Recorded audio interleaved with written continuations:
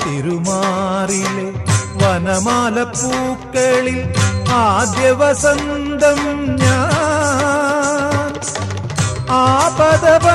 ആപദപങ്കജമാദ്യം വിടർത്തിയ സൂര്യപ്രകാശം ഞാൻ നിന്റെ ഗീതവും വേദവും ഈ ഞാൻ ചന്ദന ചർച്ചിത നീലകളേബരം എന്റെ മനോഹരമേഘം